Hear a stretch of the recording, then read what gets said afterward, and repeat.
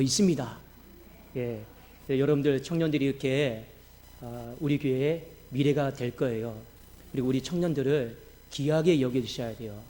왜냐하면 정말 한 생명 한 생명, 물론 어른들 예배 드리기는 청년까지 하면 40-50명 될 거예요. 그런데 또 다시 청년부 예배만 별도로 드린다는 건 굉장히 솔직히 어렵습니다. 근데 어쨌든 간에 오늘 이렇게 함께 잘 준비해 주셔서 진심으로 감사합니다. 기도하겠습니다. 살아계신 하나님 아버지여, 감사를 드립니다. 하나님의 은혜로 말미암아 이제는 더 이상 내 힘과 내 능력을 의지하지 않고 오직 주님이 주신 힘과 능력을 의지하여 우리가 살아가기를 원합니다. 하나님, 특별히 오늘 청년본신 예배로 하나님 앞에 올려드립니다. 다윗처럼 새벽 이슬 같은 주의 청년들이 다 되게 하여 주시옵소서. 오늘 말씀을 들을 때 모든 주의 성도들이 우리의 미래를 함께 꿈꾸며 우리의 또 현재를 함께 짊어지며 이 드려지는 동일한 헌신 예배가 될 수 있도록 은혜를 도하여 주시옵소서. 예수 그리스도의 이름으로 기도드리옵나이다. 아멘. 자, 오늘 설교의 제목은 다윗 새벽 이슬 같은 주의 청년입니다. 누가 새벽 이슬 같은 주의 청년입니까? 다윗. 오늘 시편 110편은요 다윗이 직접 지은 시입니다. 자, 이 110편은요 신약 성경에서 가장 많이 인용하는 시이기도 하고, 그리고 메시아가 오실 것에 대해서 예언하는 시이기도 합니다. 그리고 예수님도 이 시편 110편을 자주 인용을 하셨습니다. 그만큼 중요한 시입니다. 자, 크게 내용은 세 부분으로 구성이 되어 있습니다. 첫 번째는 예수님이 왕으로 오실 거다. 두 번째는 예수님이 제사장으로 오실 것이다. 마지막 세 번째는 예수님이 심판주로 오실 것이다. 자, 그 내용을 머릿속에 담아두고 제가 개략적인 의미만 한번 우리 같이 보겠습니다. 먼저 1절과 2절을 보면 왕으로 오시는 메시아에 대해서 소개를 하고 있습니다. 자, 한번 우리 1절, 2절을 함께 읽도록 하겠습니다. 시작.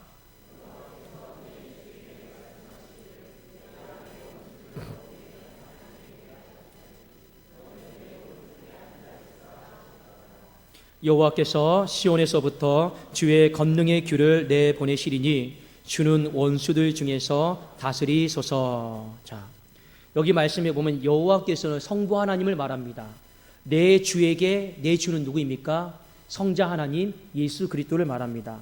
그러니까 성부께서 성자에게 말씀하시기를 내가 네 원수들을 네 발판이 되게 하기까지 너는 내 오른편에 앉아 있어라. 자, 이제 그런 이야기입니다. 그리고 여호와께서 이 성자에게, 예수님에게 권능을 주셨어요. 자, 오늘 말씀해 보니까 시온에서부터, 여러분 시온이 뭡니까? 예루살렘 성이 있죠. 예루살렘 성을 떠받치고 있는 산이 시온산입니다. 대략 한 해발 950m 정도가 되죠. 그 시온산을, 여러분 그 위에 있는 성이 바로 예루살렘입니다. 그래도 이 의미가 오래도록 사용되다 보니까 그냥 시온을 예루살렘이다 하기도 하고 예루살렘을 시온이다라고 그냥 혼용해서 쓰기도 합니다. 자, 그곳으로부터, 성전이 있는 곳으로부터 주의 권능의 귤을, 이거는 왕권을 말하는 거예요. 왕권을 주시겠다. 그래서 아들 예수 그리스도로 하여금 왕권을 통치하는 메시아로 보내겠다. 지금 그 이야기를 1절과 2절에서 하고 있습니다. 자, 3절은 잠깐 건너뛰고 4절은 뭐냐? 제사장으로 오시는 메시아에 대해서 소개를 하고 있어요. 자, 우리 한번 4절 한번 읽어보겠습니다. 시작.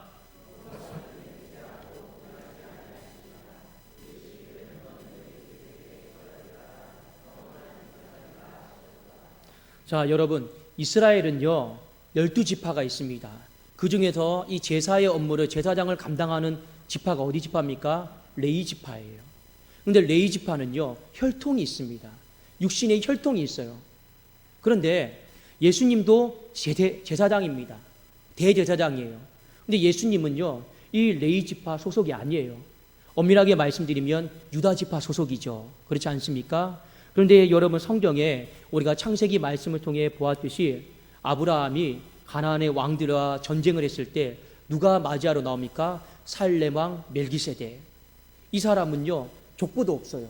출생지도 없어요. 그리고 하나님의 지극히 거룩한 제사장으로 소개되고 있습니다. 자, 그래서 많은 사람들이 그 살레망 멜기세덱을 예수 그리스도로 보는 신학자들이 많이 있습니다. 중요한 건 뭐냐?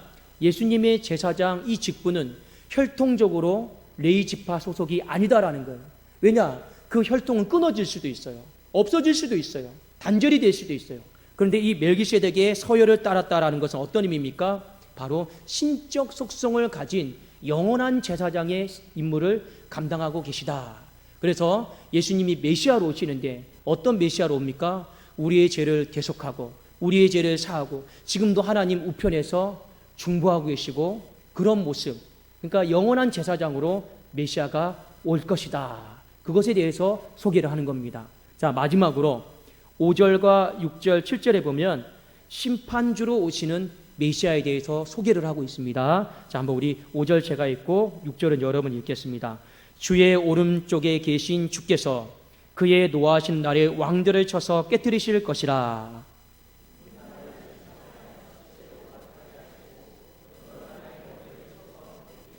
자, 우리 7절 한번 읽겠습니다. 길가의 시냇물을 마심으로 그의 머리를 드시리로다. 아멘. 자, 5절과 6절에 보면 싸우시는 하나님, 심판하시는 하나님, 정복하시는 하나님으로 나옵니다. 그리고 마지막에 7절에 길가의 시냇물을 마시고 그의 머리를 든다라고 하는 것은 이 싸움과 전쟁에서 그만큼 여유를 가지고 승리하고 있는 그 모습을요 이제 보여주고 있는 것입니다. 자, 시편 110편은 옛날에 다윗이 성령의 감동 속에서 장차 오실 메시아에 대해서 소개를 하고 있는 시라라는 것을 여러분들이 아셔야 되는데, 특별히 오늘 우리가 주목해서 봐야 될 말씀이 뭐냐? 바로 이 3절에 있는 말씀입니다. 자, 이 3절에 있는 말씀, 자, 한번 이게 오늘 제일 중요한 말씀이에요. 같이 한번 읽겠습니다. 시작. 주의 권능의 날에 주의 백성이 거룩한 옷을 입고 즐거이 헌신하니 새벽 이슬 같은 주의 청년들이 주께 나오는도다. 자, 이 3절 말씀이 오늘 110편을 이해하는데 굉장히 중요한 말씀입니다. 자, 여기 말씀에 보면 제일 중요한 게 무엇이냐면 주의 권능의 날에, 이게 이제 제일 중요해요. 이것을 어떻게 해석을 하느냐에 따라서 의미가 완전히 달라집니다. 자, 1절, 2절 다음에 3절에 이 말씀이 있죠. 자, 그 다음에 4절, 5절, 6절 이렇게 나옵니다. 자, 이 3절은요 굉장히 오늘 시편 110편을 해석할 수 있는, 앞에 문장도 받고 뒤에 문장도 받도록 만드는 약간 다리 역할을 합니다. 자, 그래서 많은 학자들이 이 의미를 여러 가지로 해석을 하고 있어요. 근데 크게 두 가지입니다. 뭐냐? 이 주의 권능의 나래를 1절과 2절을 말씀을 받아가지고 왕권을 가지고 오시는 메시아잖아요. 그렇죠? 그러니까 이 주의 권능의 나래를 히브리어 단어로 보면 왕의 대관식의 나래, 이렇게 해석이 또 됩니다. 자, 이렇게 한 가지 해석이 되기도 하고, 그 뒤에 5절에 보면 예수님께서 장차 심판하시는, 이 싸우시는 이런 그런 모습으로 나오죠. 그래서 어떤 학자들은 이 주의 권능의 나래를요 이 히브리어 단어 해석하는 데는 무리는 없습니다. 어떻게 해석을 하냐면 이렇게 해석을 합니다. 주께서 전투하시는 나래. 그러니까 왕의 대관식의 나래를 하든지 주께서 전투하시는 나래를 하든지 히브리어 단어상 의미로는요 해석하는데 다양한 뜻 가운데 큰 무리는 없어요. 그런데 이렇게 해석해도 저렇게 해석해도 상관은 없습니다. 근데 저는 여러분들에게 이 두 가지를 다 취했어요. 자, 먼저 이 주의 권능의 나래를 왕의 대관식의 나래로 제가 한번 해석을 한번 해보겠습니다. 그러면 이것은요 먼 미래에 저긴 어떤 적용점을 주고 있어요. 자, 무슨 말이냐? 여러분들, 예수님이 지금은 완전한 왕으로 임하지 않았어요. 그렇죠? 언제 완전한 왕권을 가지고 오십니까? 주님이 재림하시는 날에. 그렇죠? 먼 미래에 주님이 재림하신 날에 빌립보서 말씀에 보면 하나님 이렇게 말씀하셨잖아요. 모든 이름을 예수의 이름 앞에 꿇게 하시고 왕으로 세우시고 다 굴복하게 하셨다 말씀하고 있습니다. 자, 왕의 대관식의 날에로 해석을 했을 때 뒤에 새벽 이슬 같은 주의 청년들이 즐거이 헌신하고 죽게 나옵니다. 이 말은 어떤 방향으로 해석이 되느냐? 그 왕의 대관식이 있어요. 그 황제의 즉위식이 있어요. 그걸요 준비하려고요 하나님의 수많은 백성들이 새벽부터 일찍부터 나와가지고 그걸 기다리고 준비하고 있다라는 그런 뜻으로 해석이 되는 거예요. 그것이 바로 새벽 이슬 같은 주의 청년들이 주께로 나오는도다. 그러니까 이 의미는 왕의 대관식에 참여하는 하나님의 모든 백성들, 그것을 기다리는 주님의 백성들에 대해서 말하고 있는 거예요. 여러분, 먼 미래 이야기여서 잘 실감이 안 되시죠? 왕의 대관식에 참석하면 무엇이 기쁠까? 무엇이 행복할까? 여러분, 제가 여러분들에게 한번 속마음을 한번 물어보겠습니다. 우리에게 좀 물어봐야지 실망하지 않고 대답을 해 주십니까? 어쩔 수 없이 우리 나집사님한테 물어보겠습니다. 작년 12월 달에 딱 첫째 주죠. 토요일 날 저의 이임식을 했습니다. 기뻤습니까? 안 기뻤습니까? 예, 엄청 기뻤다라고 이렇게 말을 하고 있습니다. 자, 한 사람에게 더 물어봐야겠죠. 거짓말인가 아닌가? 누구에게 물어볼까요? 우리 하윤자매. 작년 12월 첫째 주 토요일 날 이임식을 했습니다. 기뻤습니까? 안 기뻤습니까? 예, 너무 기뻤다고 이렇게 이야기를 하고 있습니다. 자, 제가 여러분들에게 무엇을 말씀드리고 싶은 거 아니에요? 인생의 한 교회에 목사의 이임식도 우리는 감격이 있잖아요. 행복하잖아요. 그렇지 않습니까? 나중에 여러분 대통령이 바뀌었을 때 초청받았다고 생각해 보십시오. 그곳에 앉아 있는 것만 해도 난 특별하다. 얼마나 여러분 감격되는지 아십니까? 하물며 나중에 이 왕의 대관식에 하나님이 나를 참여시킨다. 생각해 보세요. 그 기쁨과 행복은 물론 안 다가오시겠지만 아주 멋진 거예요. 자, 그 왕의 대관식은 여러분 이렇게 고대 근동지방의 어떤 문화적인 관점과 이해하실 필요가 있습니다. 여러분 우리가 특세 때 여호수아가 가나안의 왕들을 다 물리치고 마지막 이렇게 했죠. 원수들의 목을 밟았습니다. 기억나십니까? 여러분 그 당시에 여러분 왕의 대관식 승전보는 어떻게 이루어졌느냐? 모든 사람들이 보는 앞에서 그 원수의 목을 그냥 확 밟아버렸어요. 그리고 내가 왕으로 승리했습니다. 그걸 선포하는 것이 왕의 대관식입니다. 그러니까 장차 우리에게 임할 왕의 대관식은 어떤 거냐?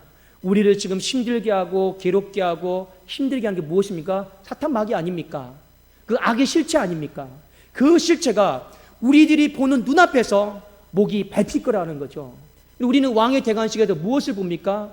나를 병들게 하고 힘들게 하고 눈물 나게 하고 오해받게 하고 괴롭게 한 모든 만드는 악의 실체들, 그걸 하나님이 우리 눈앞에 보는 데서 그 목을 밟아가지고 다 그 실체가 영원히 사라지는 것을요 보는 거예요. 또 무엇을 보는 겁니까? 우리가 그렇게 갈망하고 구대했던 그 주님이 이 세상의 모든 문제들 다 정리하시고 승리하신 주로 메시아로 딱 등극하는 그 놀라운 광경을요 보는 거예요. 그 왕의 대관식은 무엇입니까? 원수의 실체가 내 눈앞에서 영원히 없어지는 것을 보는 것이고, 영원히 우리에게 승리를 주시는 그 그리스도의 왕권이 우리의 삶에 영원히 펼쳐지는 걸요 동시에 보는 날, 그걸요 고대하고 기다리면서 주님의 백성들이 일찍 새벽부터 그 이슬이 맺힐 때부터 나와가지고요 주님을 기다리고 사모하고 있는, 이것이 바로 새벽 이슬 같은 주의 청년들이 주님께 나옵니다. 바로 이런 첫 번째 해석입니다. 자, 두 번째는 무엇입니까? 주의 권능의 나래를요 주께서 싸우시는 날에. 자, 이거는요 뒤에 나오는 5절과 6절에 이 말씀을 받습니다. 아까 제가 시편 110편은 세 부분으로 구성이 된다고 했죠. 마지막 부분이 무엇입니까? 바로 심판하시는 메시아입니다. 근데 이 메시지는요 먼 미래적인 게 아니에요. 바로 오늘 이 시대, 바로 우리에게 주시는 메시지입니다. 지금 우리는 믿고 있잖아요. 대장 되신 예수 그리스도께서 선두에 서서, 우리는 전부 다 무엇입니까? 십자가 군병이잖아요. 우리는 십자가 군병되어서 우리는 따라가는 거잖아요. 그리고 우리에게는 매일같이 영적 전쟁이 있잖아요. 싸움이 있잖아요. 다툼이 있잖아요. 그리고 우리는 이 속에서 그리스도를 붙들고 승리를 사모하고 있잖아요. 이거는 현재적인 우리에게 주시는 메시지입니다. 자, 그래서 이 주의 권능의 나래를 주께서 전투하시는 날에, 싸우는 날에로 해석을 할 때는 이 새벽 이슬 같은 주의 청년들이 주님께 나오는도다. 이것을 어떻게 해석을 하냐? 싸우는 군인이 역동적이고 활기차고 자원하는 마음으로, 즐거운 마음으로 군사되어서 나가는 모습으로 우리가 이제 볼 수가 있는 것입니다. 특별히 여러분, 뒤에 보면 즐거이 헌신한다라고 하는 말이 있죠. 이 말이 무슨 말이냐면 히브리 단어로 자원함입니다. 여러분 한번 생각해 보세요. 싸움하러 나가는데 자원하는 마음이 다 있을까요? 아니에요. 제가 군대에 있을 때 전방에 있다 보니까요, 어느 날은요 북한군이 쳐들어온대요. 그러니까 비상이 걸렸어요. 실탄을 다 나눠줬어요. 우리 총 들고 이제 진지로 들어갔어요. 그런데요, 그 병사 중에 절반은요 벌벌 떨고 있어요. 소대장이 안 넘어온 거죠? 이거 그냥 훈련인 거죠? 아니야, 이거 실제 상황이야. 실제 그래 전쟁 나니까요. 두려워요. 무서워요. 누가 거기서요, 야야, 우리 이제 북해군이 쳐들어왔다, 우리 이제 가자, 이런 사람 한 명도 없어요. 그만큼 여러분, 전투는요 나를 위축되게 만들고 두렵게 만듭니다. 그런데 오늘 새벽 일슬 같은 주의 청년들이 어떻게 나옵니까? 활동적이고 역동적이고 즐거이 헌신하는 마음으로, 자원하는 마음으로 나가고 있다라는 거예요. 여러분, 이 말이 무슨 말입니까? 자원함이다라고 하는 것에 대해서 여러분들에게 말씀을 드릴게요. 여기서 말하는 자원함은요, 그냥 내가 싸움하러 나가야지, 내가 싸움하러 가는 것이 기뻐, 이런 자원함이 아니에요. 성경에서 우리에게 자원함에 대해 이야기할 때는요, 그는 영적 전쟁 속에서 말씀하는 거예요. 자, 몇 구절을 한번 제가 소개해 드릴게요. 어디를 보시냐면, 자, 느헤미야 11장 2절을 한번 보겠습니다. 자, 느헤미야 11장 2절입니다. 자, 우리 다 같이 한번 찾아볼까요?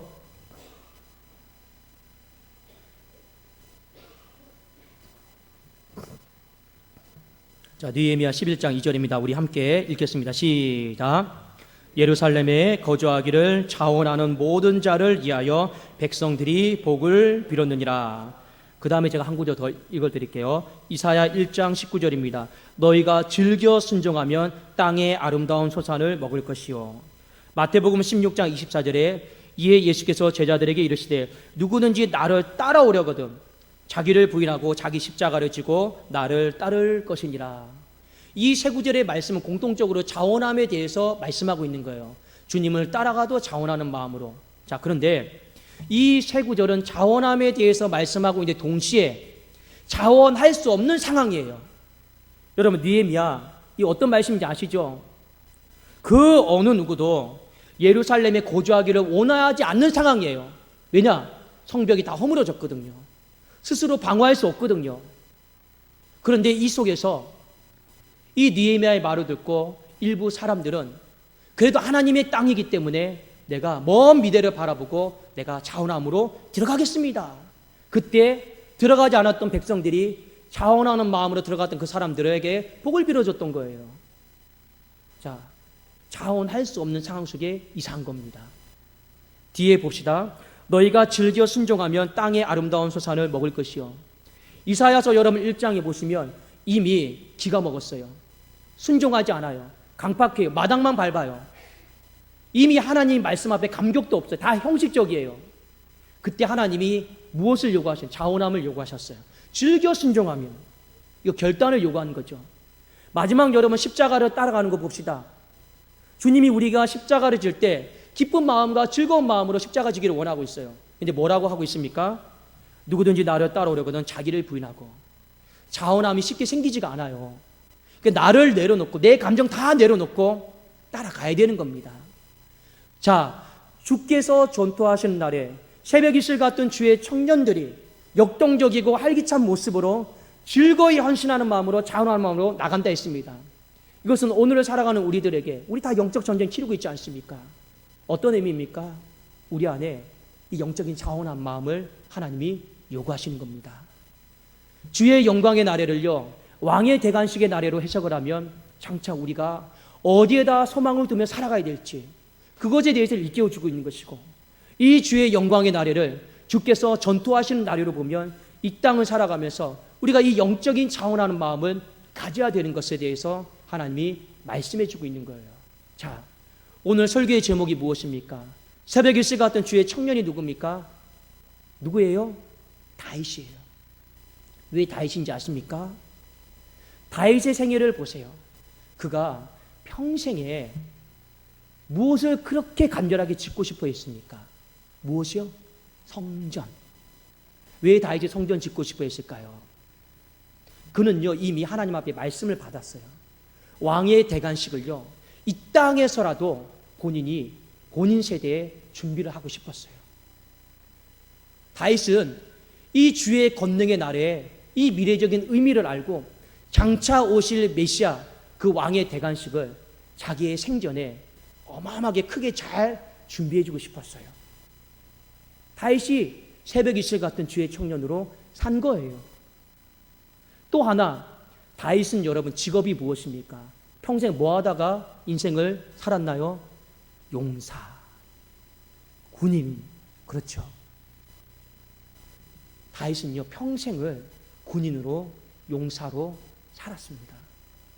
주께서 전투하시는 날에 다윗은요, 자신을 용사로, 군인으로 평생을 살았어요. 그러니까 오늘 다윗의 시는요, 새벽 이슬 같은 주의 청년이 누구냐? 누가 뭐라고 해도 바로 다윗 자신인 겁니다. 그 시를 쓰면서 먼 미래를 바라봤고, 그 시를 쓰면서 내가 오늘 하나님 앞에 어떻게 헌신하며 살아가야 될 것인가, 그것을 오늘 살아가는 우리들에게 가르쳐 주는 거죠. 우리 사랑하는 청년들, 이 세상을 살아가면서 소망이 없어요. 찾기 힘들죠. 오늘과 싸워야 되고, 내일과 싸워야 되고, 때로는 잔소리하는 부모님과 또 싸워야 될 때도 있고, 또래는 내 걷잡을 수 없는 감정과 싸워야 돼요. 정말 내 인생에 소망이 있으면 얼마나 좋겠습니까? 그렇죠? 그런데요, 제가 우리 청년들에게 당부드립니다. 인생의 진짜 소망을 다시 한번 점검해 보세요. 내 인생의 소망을요, 바로 왕의 대관식에 여러분 포커스를 딱 맞추십시오. 그리고 그 왕의 대관식에 내가 참여하는 새벽 이슬 같은 그 주의 청년이 되기를 주님의 이름으로 축원합니다. 헛된 곳에 소망 두지 마시고 그 왕의 대관식에 하나님, 나 반드시 참석해 주세요. 그날이 오면 내가 새벽부터 준비해서 하나님 앞에 나갈게요. 이런 거룩한 마음을 가지셔야 된다는 겁니다. 또 하나 무엇입니까? 이 땅을 살아가는 건 전쟁입니다. 하루도 우리를 편안하게 내버려 두지를 않아요. 이 영적 전쟁을요, 다윗을 보면서 잘 감당을 하십시오. 그는요, 소년 때부터 골리앗과 싸운 용사였습니다. 광야에서 계속 전쟁했어요. 나이가 들었는데도 계속 전쟁했습니다. 오죽하면 그의 신하들이, 왕은 우리의 등불 아닙니까? 이제 전쟁에 그만 나가십시오. 우리가 알아서 하겠습니다. 그럼에도 불구하고 나갔어요. 평생 이 주께서 전투하시는 날에 동참하려고 했던 것이 바로 다윗입니다. 여러분의 삶 속에 영적 전쟁이 있어요. 특별히 청년의 때는요, 거룩과의 전쟁이 있습니다. 그 전쟁 가운데 무너지면 안 되는 거예요. 특별히 청년 때 재물과의 전쟁도 있습니다. 거기서 무너지면 안 되는 거예요. 특별히 청년의 때 진리와의 전쟁이 있습니다. 거기서 무너지면 안 되는 거예요. 우리는 어떤 전쟁에 더 집착하고 동참해야 되느냐? 하나님의 나라를 세우고 이 땅에 사탄의 나라를 무너뜨리는 이 영적 전쟁, 거기에 우리는요, 목숨을 거셔야 되는 겁니다. 그것이 여러분 그림자처럼 보이는 것이 무엇입니까? 바로 교회를 세우는 거 아니겠습니까? 사랑하는 청년들, 수많은 싸움들이 있어요. 그래도 교회를 세우는 건요, 하나님 나라를 세우는 그림자와 같은 모습입니다. 이곳에 여러분 즐겨 헌신하는 마음으로, 자원하는 마음으로 하나님 앞에 드리세요. 하나님은 그것을 보시고 기뻐하실 줄로 믿습니다. 여러분, 많은 청년들이 제일 닮고 싶은 영성의 거장하면 거의 다가 다윗입니다. 다윗이 어떻게 살았는가, 그것을 한번 내 인생의 롤 모델로 한번 삼으시고, 그 다윗이 새벽 이슬 같은 주의 청년들로 살았던 것처럼 나도 한번 오늘 이 헌신 예배를 통해서 새벽 이슬 같은 주의 청년으로 하나님 앞에 드려지게 하여 주시옵소서. 이 놀라운 헌신의 고백이 우리 모든 주의 백성들에게, 우리 사랑하는 청년들에게 있기를 예수님의 이름으로 축원합니다. 기도하겠습니다.